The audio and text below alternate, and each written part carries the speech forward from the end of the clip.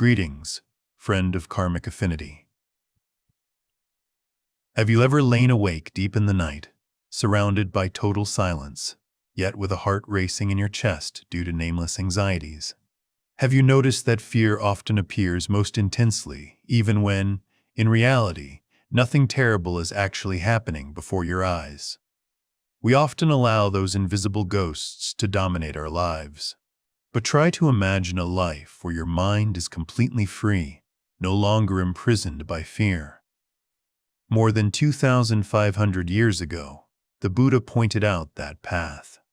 Today, let us walk through 6 lessons of wisdom to transform fear into deep peace. Lesson 1. Embrace impermanence. We begin this journey by facing a great truth of the universe, which is impermanence, or anicca in Sanskrit. My dear friend, if you look deep into the roots of the fears surrounding you, you will realize one thing. We are afraid because we are trying to cling to things that are not sustainable. We crave safety, stability, and we want the people we love, our health, our jobs, or happy emotions to stay forever. But the nature of life is a continuous flow. Nothing stands still, and nothing is forever. Fear is born from the gap between our desire for everything to stay the same and the reality of life where everything is changing. When we resist change, we create suffering. Try to recall a very common experience that perhaps every one of us has gone through, waking up startled at 2000 a.m. The surrounding space is silent, but inside your head is a storm. An anxiety about work, finances, or health strikes. Your heart beats fast and your chest tightens. In that dark moment, the feeling of fear seems eternal. Your mind whispers that this pain will never end, that tomorrow will be a disaster. You believe this terrible feeling is your entire life. But this is the moment for the wisdom of impermanence to shine. Take a deep breath and remind yourself, this anxiety, no matter how intense, is only a temporary phenomenon. It is born, it reaches its peak, and then by natural law, it must dissipate. No storm lasts forever. No night does not give way to dawn. Look back at your past. How many times have you been so scared that you lost sleep and appetite? And where are those matters now? They have passed. You have overcome them. The feeling of fear from those days has vanished into thin air. When you understand impermanence, you will no longer identify yourself with fear. You will see fear as a dark cloud passing through the sky of consciousness. You do not need to chase it away, nor do you need to hold on to it. You only need to observe its coming and going. There is a miraculous mantra I want you to carry with you like a protective amulet. This too shall pass. When you are at the peak of happiness, this saying keeps you from being arrogant and helps you appreciate the present moment. And more importantly, when you are falling into the abyss of fear, this saying is a lifebuoy, reminding you that this pain is not a life sentence. It is just a seasonal wind passing through the house of your soul. Understanding impermanence is not for us to become pessimistic or give up, but for us to reduce the need for strict control. When you accept that everything changes, you will relax the hands that are clenched out of fear. You allow the flow of life to pass through you.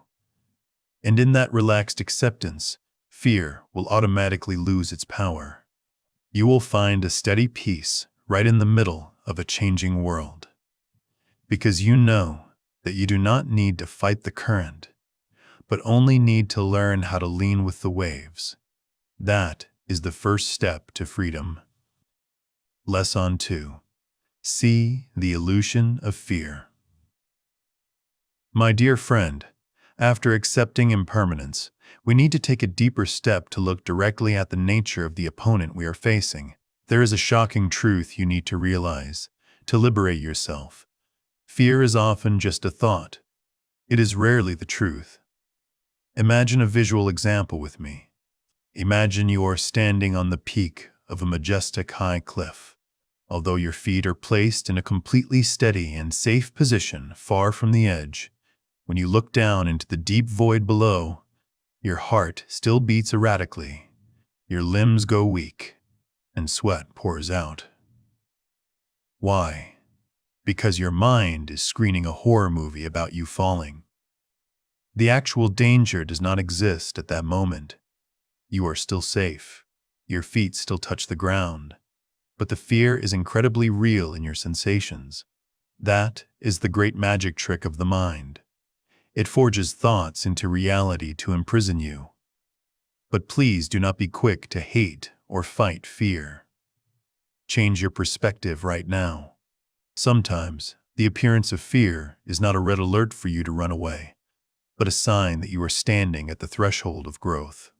When you feel afraid, it means you are touching your old limits and preparing to step out of your comfort zone to grow. Fear is just the shadow of an ego trying to protect itself against new things. And this is the most important thing, the soul of this lesson, that I want you to etch into your heart. You are not that fear. You are the awareness, the vast space observing the fear pass through. Just as the sky is never the dark clouds, you are the stillness behind the storm. Next time fear visits, do not identify yourself with it. Do not say, I am afraid. Say, I am observing a fear appearing. Step back, smile, and look at it as an illusion. When you separate yourself from the story the mind weaves, fear will lose its power of control, and you will find your true freedom again. Lesson 3. Cultivate mindfulnesses. Returning to the home of the present. Once we have seen through the illusion of fear, the question is, how do we avoid being swept away by it again amidst the busy life? The answer lies in the practice of mindfulness, or sati in Sanskrit. My dear friend, try to observe closely. Where does fear usually dwell? It is like a time-traveling ghost. It rarely lives in the present. It often drags you back to the past to torment you over old mistakes, or pushes you toward the future to paint dark scenarios that have never happened. When your mind is absent from your body to chase those timelines, the house of the present is left empty, and that is when insecurity invades. Mindfulness is simply the art of bringing the mind back to reunite with the body in this very moment. When you are whole with the now, fear will no longer have land to live on. So that you do not just understand this through words, but can touch it through experience, I invite you to pause everything you are doing and perform a mind-anchoring exercise with me for less than a minute right now. Whether you are sitting or lying down, drop your shoulders. Take a deep breath through your nose and exhale very gently through your mouth. Now, bring your attention down to your feet. Feel the steady contact of your soles with the floor. Feel the weight of your body being supported by the chair or bed. Listen to the nearest sound happening around you and ask yourself, at this very moment, right here, am I safe? The answer is usually yes. There is no wild beast in front of you. There is no disaster occurring. There is only you and this breath. The moment you reconnect with your senses, you have cut the link with the scary scenarios in your head. That is the power of mindfulness. Besides anchoring in the present, mindfulness also teaches us how to observe sensations on the body without judgment. When fear strikes, your heart might beat fast, your stomach might knot, your hands might shake. The usual reflex is to try to suppress them. We hate those sensations. But mindfulness invites you to do otherwise. Observe that fast heartbeat as you would observe a rain shower. Do not label it as terrible. Just note, the heart is beating fast. The stomach is contracting. When you separate yourself from judgment and merely observe physical sensations, you will see they are just flows of energy moving.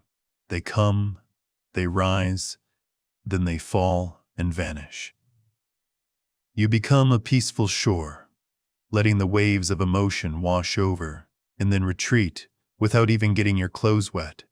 That is how we master fear, with the gentleness of awareness. Lesson 4. Understand suffering to no longer be alone. When fear strikes, we often unconsciously shoot ourselves with a second, more painful arrow, self-judgment. We often torment ourselves.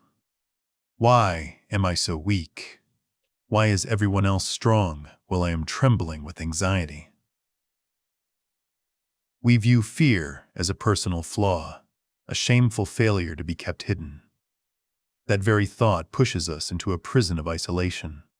But my dear friend, listen to the compassionate teaching of the Buddha about dukkha, or the truth of suffering. He taught that insecurity, worry, or fear is not your individual fault. It is not a sign that you are a broken version. It is an inevitable, universal part of the human experience. Anyone who has a body that ages, a heart that vibrates, will have to face fear. The wealthy fear losing assets, the famous fear being forgotten, and those in love fear separation. No one is immune. Try to look at fear with different, gentler eyes. Fear is actually the shadow of love. You fear losing your loved ones because you love them so deeply. You fear failure because you crave living a meaningful life. Fear does not prove you are weak. It proves you are alive, caring, and closely connected to this life. When you understand that fear is the common denominator of humanity, the wall of loneliness will collapse. You are not alone in this battle. Right now, there are millions of people having sleepless nights just like you. Understanding suffering is not to be pessimistic, but so we stop punishing ourselves. Gently place your hand on your heart and say, I am feeling afraid, and that is completely normal. I am still a whole human being, and I deserve peace even when I am afraid. Lesson 5. Let go of attachment. Emptying the soul. My dear friend, if we dig deep down to the very root of fear, we will hit a core cause that Buddhism calls tanha, or attachment.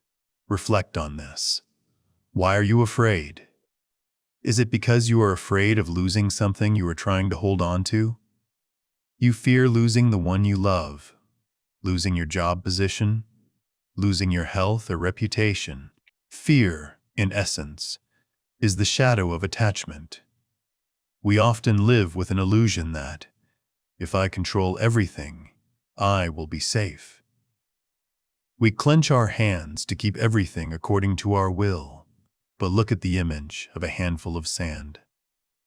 The tighter you squeeze, the more sand slips through your fingers. The more you try to control, the more helpless and panicked you feel. Attachment is like drinking salt water to quench thirst. The more you drink, the thirstier you get. The more you hold, the more you fear losing. Letting go of attachment is often misunderstood as indifference, coldness, or giving up everything. That is not the case. Letting go does not mean you no longer love your family or no longer strive at work.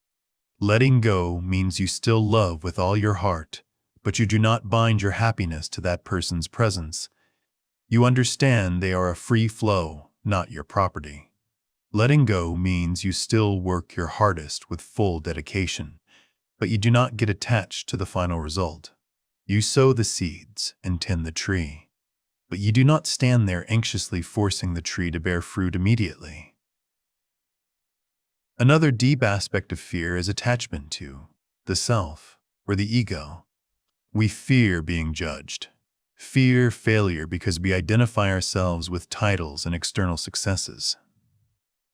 We believe, I am the director. I am a successful person. When those things shake, we feel as if our very life is being threatened. But be mindful to realize, you are not your job title. You are not the amount of money in your account. You are also not the praise or blame of the world.